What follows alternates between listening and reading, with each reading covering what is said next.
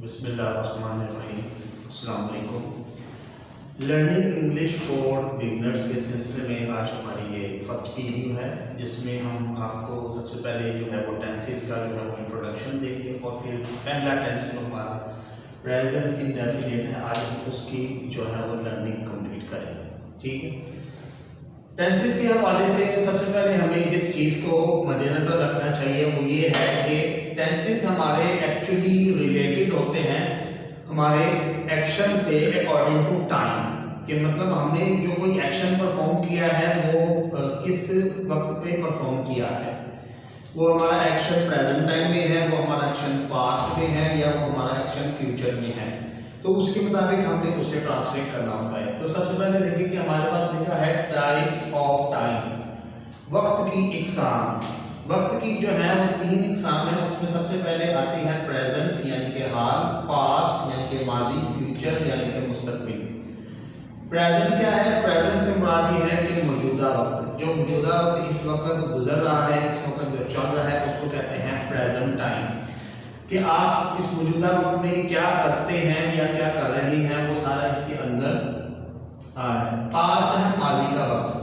माजी मतलब आपका जो वक्त गुजर चुका है, जैसे सुबह के टाइम आप जो है वो बेदार हुए, अपना इधर काम पे गए और अपने कोई काम वगैरह मुकम्मल किए, जो भी है वो आपका सारा पास हो गया है। और इसके अलावा जो आपका जो आने वाला वक्त है वो आपका है मुस्तकबिल, के आप आगे मुस्तकबिल में या आने वाले वक्त में जो काम करेंगे वो उसमें क्या होगा। इनकी सबसे बड़ी पहचान ये है कि जो प्रेजेंट टेंस होते हैं उसके अंदर उर्दू के फिक्रों में शुरू के अंदर जो है एंड के अंदर जो है वो लफ्ज आते हैं ये वाले है, हैं और हूं के वर्ड आते हैं। सबसे एंड वाले वर्ड जिससे उसके वक्त की पहचान होती है। और माजी जो है उसके एंड पे था, थी और थे के अल्फाज आते हैं। मुस्तकबिल में गा, गी और गे के अल्फाज आते हैं। सबसे एंड पे आने वाला अगर वर्ड आपका इनमें से कोई एक है तो आपने उसे समझ लेना है कि जी अगर ये इनमें से है तो आपने समझ लेना कि ये प्रेजेंट की टेंस है, अगर इनमें से है तो समझ लेना पास्ट के हैं, अगर इनमें से है तो आपने समझ लेना है कि ये फ्यूचर के टेंस हैं। अब इसके साथ दूसरा है टाइप्स ऑफ टेंसेस। हमारे पास टोटल जो टेंस है वो 12 है टोटल तादाद में। वो 12 कैसे बनते हैं कि हमारी टाइप्स ऑफ टेंसेस हैं 4। सबसे पहले इंडेफिनिट जिसको उर्दू में मुतलिक कहते हैं, कॉन्टिन्यूस जारी, और परफेक्ट जिसको उर्दू में मुकम्मल कहते हैं, और परफेक्ट कॉन्टिन्यूस का मतलब है मुकम्मल जारी। अब इस तरह से हर टाइप जो है उसमें 3 ज़मानों के टेंसेस शामिल है। मतलब इंडेफिनिट है तो उसके अंदर 3 है, पास्ट, प्रेजेंट, पास्ट और फ्यूचर। कॉन्टिन्यूस में भी इसी तरह प्रेजेंट, पास्ट, फ्यूचर। परफेक्ट में भी इसी तरह प्रेजेंट परफेक्ट, पास्ट परफेक्ट और फ्यूचर परफेक्ट। और इसी तरह परफेक्ट कॉन्टिन्यूस में भी present perfect continuous, past perfect continuous और फ्यूचर परफेक्ट कॉन्टिन्यूस। तो इस तरह से अगर इनको ऐड करें तो ये 3 के लिहाज से 3, 6, 9 और 3 12 टेंस हमारी टोटल वो बन जाते हैं। तो इंशाल्लाह हम अपनी वीडियोस में ये 12 के 12 टेंसों को इंशाल्लाह कवर करेंगे। अब हम चलते हैं अपने पहले टेंस की तरफ। हमारा पहला टेंस जो सीक्वेंस के लिहाज से आता है और अमूमन हमारी बुक्स के अंदर भी जो है वो शामिल होता है, तो उसमें वो पहला टेंस है present indefinite tense. Present indefinite tense जिसको उर्दू में हम फेल, हाल, मुतलिक कहते हैं।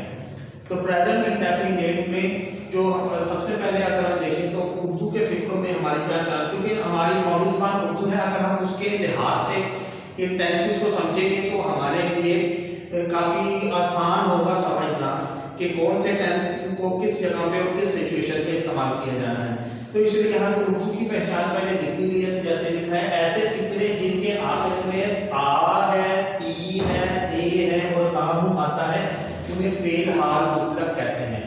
यानी कि ऐसा काम जो आप मौजूदा ज़माने में कर रहे हैं, जो इस वक्त आप फंक्शन या एक्शन परफॉर्म कर रहे हैं मौजूदा टाइम में, उसको बयान करने के लिए आप प्रेजेंट इंडेफिनिट टेंस को इस्तेमाल करते हैं।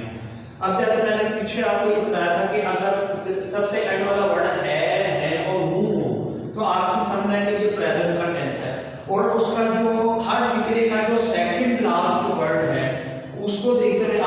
इसके टेंस की टाइप को जो है वो समझना है। जैसा कि ये इसके एंड में आता है ता है। अब अगर ता और है आया तो है प्रेजेंट इंडेफिनिट। ता पहचान है इंडेफिनिट की और है पहचान है प्रेजेंट की, तो इसका ये प्रेजेंट इंडेफिनिट टेंस बन गया। अब इंग्लिश में अगर हमने डायरेक्ट इंग्लिश से ही टेंस को सीखना है, हम चाहते हैं कि ये उर्दू के फिक्रों की झंझट में ना पड़े, या कुछ जो है जैसे इंग्लिश मीडियम के जो स्कूल्स के बच्चे हैं वो अगर इसको समझना चाहते हैं तो इसमें ये to describe about your routine work this tense is used, यानी कि ये टेंस जो है इसका इस्तेमाल आप कर सकते हैं इन कामों के लिए कि अगर आपने अपना रूटीन वर्क को अगर बयान करना है। जैसे मैं सुबह सवेरे उठता हूँ, ठीक है, मैं रोजाना 5 वक्त नमाज पढ़ता हूँ, मैं अपना सबक याद करता हूँ, मैं क्लास में अव्वल आता हूँ, क्योंकि आपका एक रूटीन वर्क है जो मौजूदा जमाने में आप परफॉर्म कर रहे हैं, ठीक है, तो उसमें आपने ये वाला टेंस यूज करना है। इसी तरह अगर आप to describe the function of anything, अगर किसी चीज के फंक्शन को परफॉर्म करना चाह रहे हैं तो उसको डिस्क्राइब करने के लिए भी आप प्रेजेंट इंडेफिनिट टेंस का इस्तेमाल कर सकते हैं। और इस टेंस को समझना आपके लिए बहुत ज़्यादा जरूरी है। आपकी जो है स्टडीज के अंदर भी ये टेंस जो है वो बहुत ज़्यादा एक्सेसिवली यूज होता है। अब जैसे देखें ये आपने जो ऊपर पढ़ा था रूटीन वर्क, तो ये I get up early in the morning, ये आपका रूटीन वर्क इसके अंदर एक्सप्लेन हो रहा है। इसी तरह the computer processes data, computer जो है वो डाटा को प्रोसेस करता है, तो ये मशीन का एक फंक्शन परफॉर्म हो रहा है। तो इन दोनों चीज़ों को बयान करने के लिए आपने एक टेंस जो है वो प्रेजेंट इंडेफिनिट का ही सहारा लिया कि दोनों में एक ही टेंस जो परफॉर्म हो रहा है। तो इस तरह यहाँ पे इसके सेकंड सेक्शन में हमने इसकी उर्दू में पहचान और इसके इस्तेमाल को जो है वो डिस्क्राइब किया है।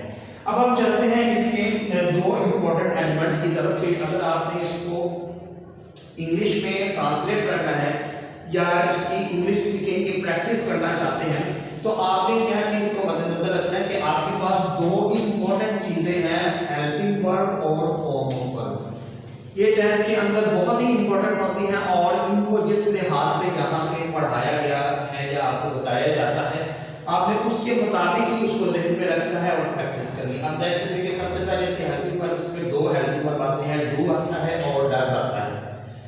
Do is used with, do का हेल्पिंग वर्ब इस्तेमाल होता है आई के साथ, वी, यू, दे और किसी भी प्लूरल सब्जेक्ट के साथ। कोई भी प्लूरल सब्जेक्ट होगा तो उन सब के साथ ये डू का हेल्पिंग वर्ब इस्तेमाल होगा। मिसाल के तौर पे अगर यहाँ पे जैसे हमने लिखा है द कंप्यूटर प्रोसेसेस डाटा, अगर यहाँ पे आए द कंप्यूटर्स तो वो प्लूरल में आ जाएगा। तो प्लूरल सब्जेक्ट की फॉर्म में, प्लूरल सब्जेक्ट की सूरत में आपने जो है डू का हेल्पिंग वर्ब इस्तेमाल करना है। इसी तरह डज का हेल्पिंग वर्ब आपने इस्तेमाल करना है ही, शी, इट और एनी सिंगुलर सब्जेक्ट या कोई भी सिंगुलर सब्जेक्ट होगा, सिंगुलर फॉर्म में कोई सब्जेक्ट होगा, जैसे कि लिखा हुआ द कंप्यूटर, तो ये सिंगल फॉर्म में है तो ऐसी फॉर्म में आपने डज का हेल्पिंग वर्ब इस्तेमाल करना है। But these two helping verbs should only be used in case of negative and interrogative sentences. जैसे कि मैंने ये लिखा हुआ है कि इन हेल्पिंग वर्ब को आपने कब यूज करना है, सिर्फ उन टेंसेस में जो या तो नेगेटिव है या इंटरोगेटिव है या एम्फैटिक सेंटेंसेस है। अब एम्फैटिक सेंटेंसेस क्या होते हैं, ऐसे सेंटेंसेस जिसमें किसी काम के ऊपर जोर दिया जाता है या किसी चीज की क्या, अगर आप कहते हैं कि मैं जरूर नमाज अदा करता हूं तो I do offer prayer regularly, मैं जरूर जो है वो या मैं लाजमी पाबंदी से या बाकायदगी से नमाज अदा करता हूं। तो इसमें जब आप फिक्रों के अंदर जब जोर देंगे तो तब भी आपने डू और डज को इस्तेमाल करना है। और उसके अलावा नेगेटिव अगर होगा किसी चीज में, अगर उसमें मनफी के फिक्रे आ गए हैं या इंट्रोगेटिव आ गए हैं आपके सवालिया फिक्रे, तो उस सूरत में भी आपने इसके अंदर डू और डज का जो है वो इस्तेमाल करना है। फॉर्म ऑफ वर्ब की तरफ आते हैं। फॉर्म ऑफ वर्ब इसमें हमेशा जो है आपने याद रखना है कि first form of verb is used, verb की पहली फॉर्म जो है वो इस्तेमाल की जाती है। अच्छा आप अगर टेंसेस को अच्छे तरीके से इस्तेमाल करना चाहते हैं तो उसके लिए आपको एक एक्स्ट्रा मेहनत ये करना पड़ेगी कि फॉर्म ऑफ वर्ब आपके पास जितनी भी है उन्हें आपने अच्छी तरह से लर्न करना है। फर्स्ट फॉर्म, उसकी सेकंड और थर्ड फॉर्म, ये चीजें आपको जब अच्छी तरह से याद हो जाएंगी तो फिर आप इन चीजों को बड़े अच्छे तरीके से जो है वो सीख सकते हैं। अब इसमें कहा गया in case of he she it and any singular subject use S और E S with first form of verb, यानी कि अगर आपके पास ये सब्जेक्ट्स आ जाते हैं जिसमें है ही शी इट या कोई भी सिंगुलर सब्जेक्ट, तो इन सूरतों में आपने फर्स्ट फॉर्म ऑफ वर्ब के साथ एस या ई एस लगाना है। बाकी किसी भी सूरत में आपने एस या ई एस का इस्तेमाल फर्स्ट फॉर्म ऑफ वर्ब के साथ नहीं करना। तो ये बातें आपने अच्छी तरह याद रखनी है। ज़्यादातर स्टूडेंट्स की जो मिस्टेक्स होती हैं वो हमेशा इन्हीं चीज़ों में होती हैं कि स्टूडेंट्स को इस चीज़ की जल्दी समझ ही नहीं आती कि एस या ई एस किसके साथ लगाना है। वो बात उसको बड़े गलत तरीके से यूज़ करते हैं। और आपको यहाँ पे मैं एक बड़ी ही इम्पोर्टेंट जो है वो फैक्ट बताऊँ कि अगर आप एस या ई एस का वर्ड गलत जगह पे इस्तेमाल करते हैं कि ऐसे सब्जेक्ट के साथ इस्तेमाल करते हैं जिसके साथ लिखता नहीं है या इस्तेमाल नहीं करना, तो वो फिक्रा आपका ग्रामेटिकली रॉन्ग हो जाता है, वो पूरा टेंस आपका रॉन्ग हो जाता है। अब आगे चलते हैं इन्फॉर्मेशन या कंपोजिशन ऑफ। तीन तरह के हमारे पास मोस्टली इस पे टेंसेस आते हैं जिसमें हमने इसको ट्रांसलेट करना होता है। एफर्मेटिव का मतलब है असबाती फिक्रे, नेगेटिव का मतलब है मनफी फिक्रे और इंट्रोगेटिव का मतलब है सवालिया फिक्रे। अगर आपने एफर्मेटिव का या सादा फिक्रा जिसको कहते हैं ट्रांसलेट करना है तो उसमें आपकी कंपोजिशन या फॉर्मेशन का तरतीब क्या होनी चाहिए। पहले आपने सब्जेक्ट लिखना है, उसके बाद सब्जेक्ट के फौरन बाद आपने फर्स्ट फॉर्म ऑफ वर्ब लगा देनी है और उसके बाद ऑब्जेक्ट लगा देना है, देन फुल स्टॉप आ जाएगा।